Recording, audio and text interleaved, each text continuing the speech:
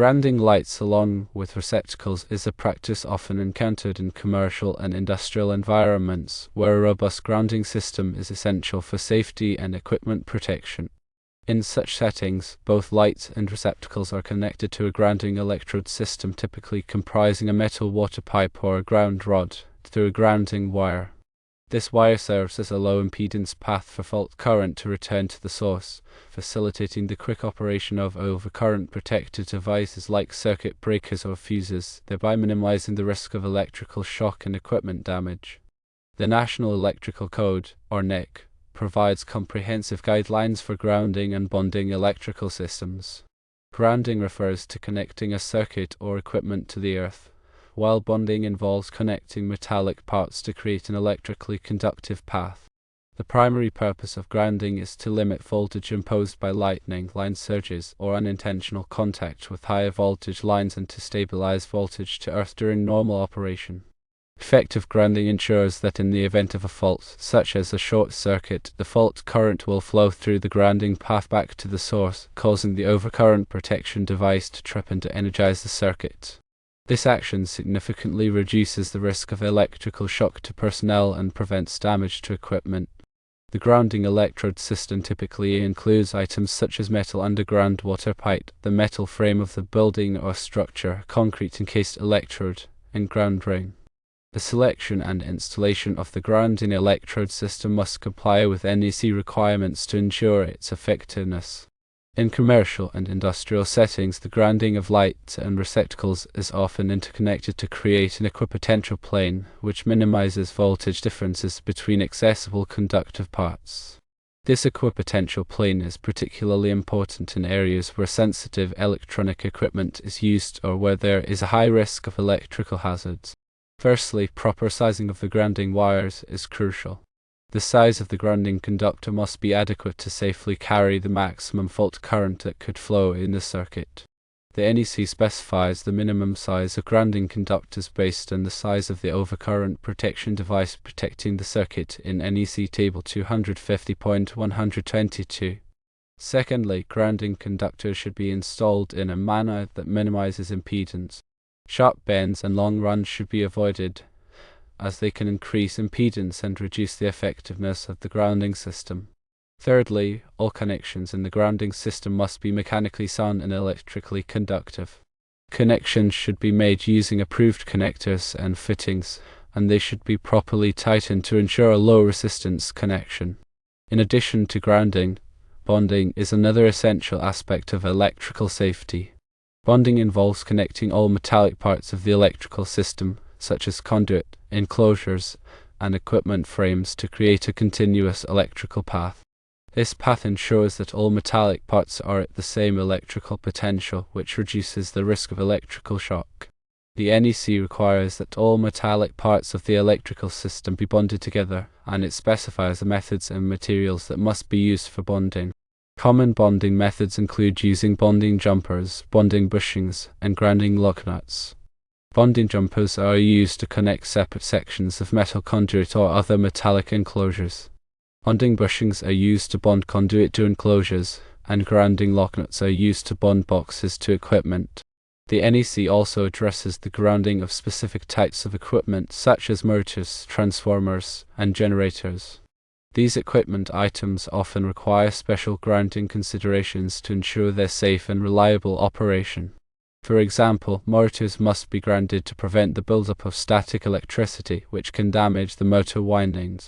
Transformers must be grounded to protect against overvoltages, which can damage the transformer insulation. Generators must be grounded to provide a path for fault current to flow back to the source, which can prevent electrical shock and equipment damage. Ground fault circuit interrupters, or GFCIs, are another important safety device that is used in conjunction with grounding. GFCIs are designed to detect small amounts of current leakage to ground, and they will quickly trip the circuit to prevent electrical shock. GFCIs are required in many locations, such as bathrooms, kitchens, and outdoor areas, where there is a high risk of electrical shock. It is important to note that GFCIs do not replace grounding. Grounding is still necessary to provide a path for fault current to flow back to the source and to protect against overvoltages. GFCIs provide an additional layer of protection by detecting small amounts of current leakage to ground. In summary, the grounding of lights and receptacles in commercial and industrial settings is a critical aspect of electrical safety. Proper grounding ensures that fault current will flow back to the source, causing the overcurrent protection device to trip and de-energize the circuit. This action significantly reduces the risk of electrical shock to personnel and prevents damage to equipment. The NEC provides comprehensive guidelines for grounding and bonding electrical systems, and it is essential to follow these guidelines to ensure the safety and reliability of the electrical system. One must use appropriately sized grounding wires, maintain low impedance grounding paths, and ensure sound electrical connections. Bonding of all metallic parts and the usage of GFCIs where required further enhance safety, and it is important to consult the NEC and qualified electrical professionals for specific requirements and best practices related to grounding in particular applications. An example of grounding lights and receptacles in a commercial setting would be in a retail store. The lights and receptacles in the store would be connected to a grounding electrode system, such as a metal water pipe or a ground rod, via a grounding wire. This grounding wire would help to protect the electrical system from surges and other electrical faults, and it would also help to prevent electrical shock to customers and employees. Another example would be in a manufacturing facility. The lights and receptacles in the facility would be connected to a grounding electrode system, such as a metal water pipe or a ground rod, via a grounding wire. This grounding wire would help to protect the electrical system from surges and other electrical faults, and it would also help to prevent electrical shock to employees. An effective grounding system is a critical component of any electrical installation, especially in commercial and industrial settings where the potential for electrical hazards is higher.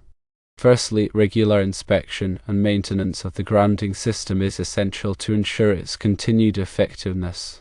This includes visually inspecting grounding conductors and connections for damage or corrosion, and testing the resistance of the grounding system to ensure that it is within acceptable limits. Secondly, any modifications or additions to the electrical system must be carefully considered to ensure that they do not compromise the integrity of the grounding system. Adding new circuits or equipment may require upgrading the grounding system to handle the increased load. Thirdly, it is crucial to use qualified electrical professionals for all grounding work. Grounding is a complex topic, and it is important to have the knowledge and experience to properly design, install, and maintain a grounding system. The NEC provides specific requirements for the qualifications of electrical workers who perform grounding work. Common grounding mistakes to avoid are firstly, improper sizing of grounding conductors. Using grounding conductors that are too small can result in high impedance and reduce the effectiveness of the grounding system. Secondly, loose or corroded connections can also increase impedance and compromise the grounding system. Thirdly, failure to bond all metallic parts can create a shock hazard. Fourthly, improper installation of ground rods. Ground rods must be installed to the proper depth and spacing to be effective. Fifthly, neglecting to test the grounding system. Regular testing is essential to ensure that the grounding system is functioning properly. In addition to the NEC, other standards and regulations may apply to grounding depending on the specific application. For example, the Institute of Electrical and Electronics Engineers, or IEE, publishes standards for grounding sensitive electronic equipment. The Occupational Safety and Health Administration, or OSHA, also has regulations related to grounding in the workplace. It is important to be aware of all applicable standards and regulations when designing, installing, and maintaining a grounding system. Effective grounding also contributes to electromagnetic compatibility. A well-designed grounding system can help to minimize electromagnetic interference, or EMI, which can disrupt the operation of sensitive electronic equipment. Proper grounding provides a low impedance path for EMI currents to flow back to the source, which reduces the amount of EMI that is radiated into the environment. Surge protection devices, or SPDs, are often used in conjunction with grounding to protect against voltage surges. SPD are designed to divert surge current to ground, which can prevent damage to equipment. SPD should be installed at the service entrance and at any other locations where sensitive electronic equipment is located. The effectiveness of SPD depends on the quality of the grounding system. A poor grounding system can limit the ability of SPD to protect against voltage surges. Another thing is that grounding and bonding are essential aspects of electrical safety, and they play a critical role in protecting people and equipment from electrical hazards.